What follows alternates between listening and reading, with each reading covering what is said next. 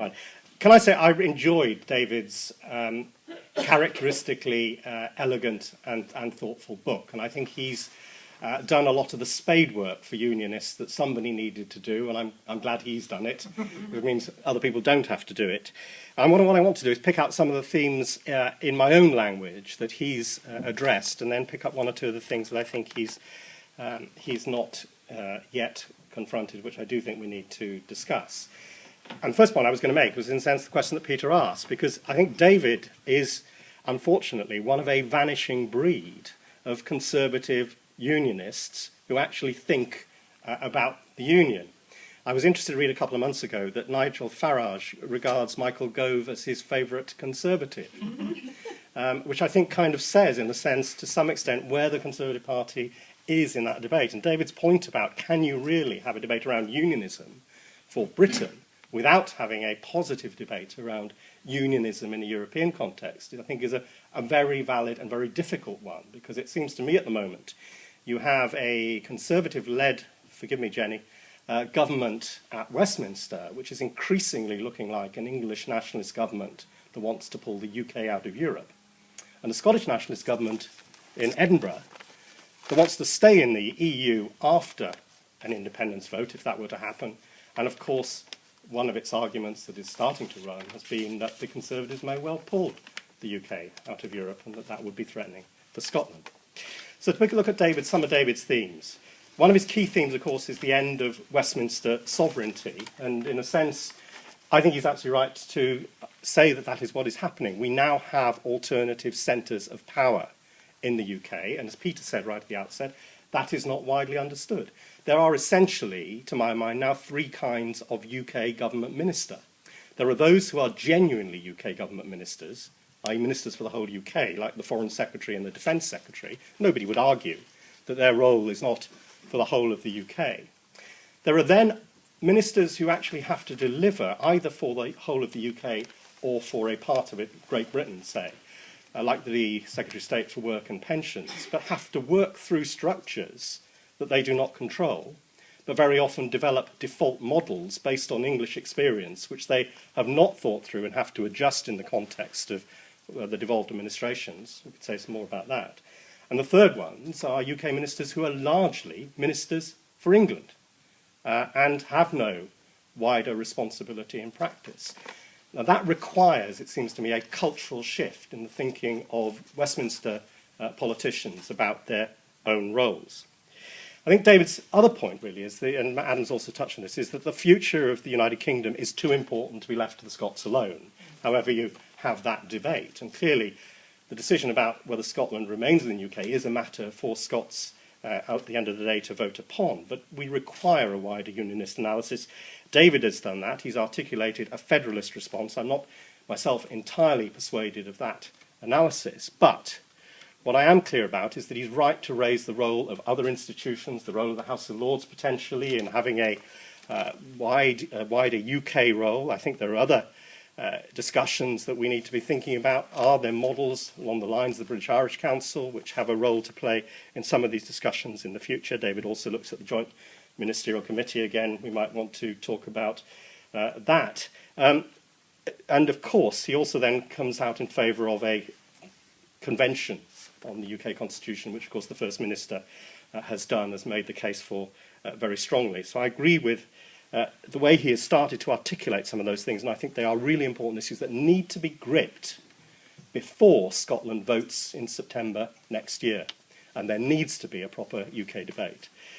I don't think David gets to grips with the English question. I think the English question is rising, and I do think, you've heard Ed Miliband talk about the need for a positive outward-looking vision of Englishness. John Cruddas, who's directing the Labour Policy Review, has been very much engaged with that debate over time, and I think that's an important and developing area, and there is a danger, of course, that it is won by default by UKIP.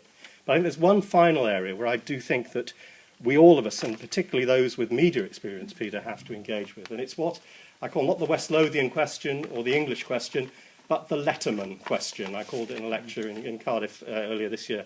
Remember what David Letterman interviewed David Cameron? He said, "What's the deal on Wales?" Now, I would quite like London newspaper editors, UK government ministers, to occasionally think, what's the deal on Wales? Because in a sense, it would indicate a structural shift in their thinking. I don't think unionism is helped, or the UK is helped, by a media culture which treats England as normative and Wales, Northern Ireland and Scotland as deviant or exotic or just different and troublesome. And we saw that certainly in my own portfolio area in places such as the debate around tuition fees, around qualifications, and particularly when we had the whole discussion around the English language GCSE. An inability to conceive there might be other ways of doing these things, and in fact that actually within Wales and Scotland particularly, some of what we're doing is more in common with the approach taken in mainland Europe than is the situation in England. So I think finally, therefore, we actually need a UK public sphere, and that is a space in which these issues are debated. The only place where that can really happen at the moment is the BBC. But the BBC has to do more than simply reflect each individual nation back to itself. It needs to do rather more of sharing the experience within different nations across the whole of the UK. So David comes up with a positive approach to unionism, let me say. He is optimistic that it can be done. I'm clear it should be done, but I'm deeply pessimistic that it will be done. Thank you very much indeed. That's a splendid start to the discussion. Could I just make two observations? Three, actually. One, on the reflecting back, I think it's both not only the BBC, but the mild aspects of written media, do believe that if you have a Scottish edition, that no one has Welsh editions and that conventional, that's all right, because you're telling the Scots that they're news. People in the rest of the country don't have to know it. I fought losing battle after losing battle post 99 on that, on the Times, to say actually it's quite interesting to know, and I 100% agree with you on that, and I think you're quite right, actually it's the BBC. On referendum, my own view is possibly the most important referendum, maybe the one held in 2017, if there's a Conservative government. I mean, whether it's a Conservative Liberal one, whether that will ever happen, that's another question.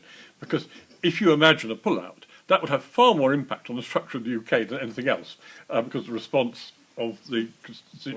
I was at a conference recently with a very senior official involved in Welsh affairs who said, the nightmare scenario is quite simple, a pull-out vote on Europe, because that unravels everything on that. And I just observe on Adam's point, I was in Washington at the end of the Cold War, and I remember talking to Brent Scowcroft, an admirable man, wonderful man, who's advised the elder President Bush, very wise man. And we were discussing the future shape of Europe, and he said, no, we really haven't adjusted to the end of the Austro-Hungarian Empire. The KNK is still there, and I think that's true. Right, now let's open it up. Now, there are 4 points. One, the representational one, very interesting one, on the nature of representation, and particularly the asymmetry between devolution of discretion of spending and tax, which I think is an absolutely crucial point. Second one is the levers, the Welsh voices around the table. There's still Scottish voices, but there really aren't significant Welsh voices. The third point, very interesting one, which we haven't really got onto, is the diversity of England. And I think is that there isn't a single English voice. There are many English voices, particularly London versus the rest. And the final one on who decides, the 85%, the asymmetry point there. David, would you like to chip in on those? Yeah, any or all of those four? They're all of them profound questions. Perhaps I can combine a couple of themes. I think the economics of all this, or what's called in the literature sort of fiscal federalism. I mean, that's been a big thing in Western democracies, centralised and federal, having more decentralised administrative mechanisms, and in federal states having more robust positions on taxing and borrowing. And to those that say, that the union at the minute is about the status quo and we don't have very radical options, and that what's before us is, like take it or leave it in terms of do you want to stay within the union? The Scottish people are being offered, and therefore federalism is just doesn't have any force behind it because people don't think we need to make the bargain. So why give it? One of the big themes to come out of this year from the unionist side was whether the Scots could be placated with full fiscal autonomy. Full fiscal autonomy is one of the most lethal things you can do to the Union. And I'm amazed that people don't through the consequences of Scotland saying we would never be a net contributor to the UK. We want fiscal autonomy and, in effect, economic independence. So you cannot have an economic union on that basis. It would obviously create very stressed financial position in Northern Ireland and Wales, especially if the English taxpayers say, well, if the Scots have full fiscal autonomy, the Welsh wanted all this this power to decide their own affairs. They should match that with the responsibility of raising much more of the revenue. Now, this is why I think it's very important that we look at the options before us. Some of them are really, in my view, if you're a unionist, quite dangerous. And I see federalism as offering a very expansive basis for a new union, but it does give you parameters as well.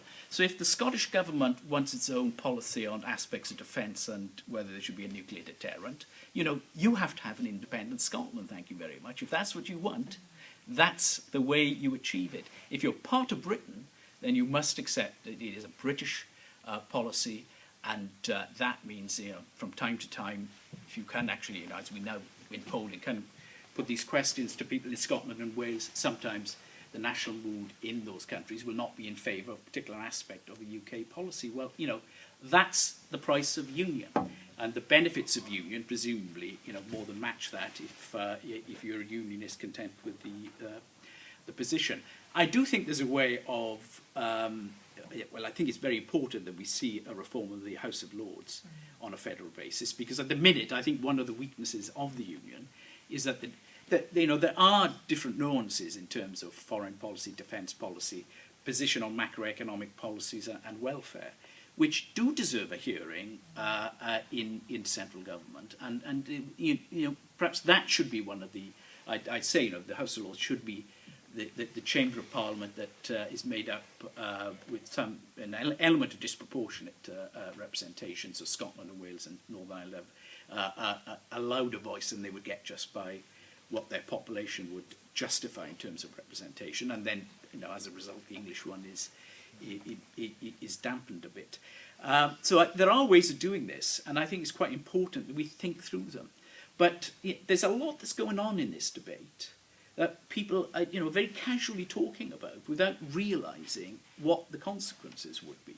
And that's why I'm saying, this is federalism. This is how it could work in Britain. Whenever you do that, there's a risk of ridicule, because the minute you say, well, this is how it would look, and this is the sort of institutions you'd have, this is how political parties would have to operate, these are the intergovernmental conferences you would need. I even talk about the monarchy. And obviously, when you get as concrete as that, you can be open to ridicule. But, we really need to do some hard thinking. And finally, I've gone on too long. Federalism is a bargain. It's not a fixed and final constitutional position. It does set firm parameters, the rule book as I've called it, but it is a bargain. It is constantly negotiated. And that's why, things like, if we ever had a position where a Welshman or woman could not be Chancellor of the Exchequer or Prime Minister, we're in serious trouble. But should a Scot be Minister for Education, or health indeed in Wales, in England, and I think that these are the things that will need to be discussed, and we have time to get there. But the initial step is really accepting that federal bargain. I've talked too much.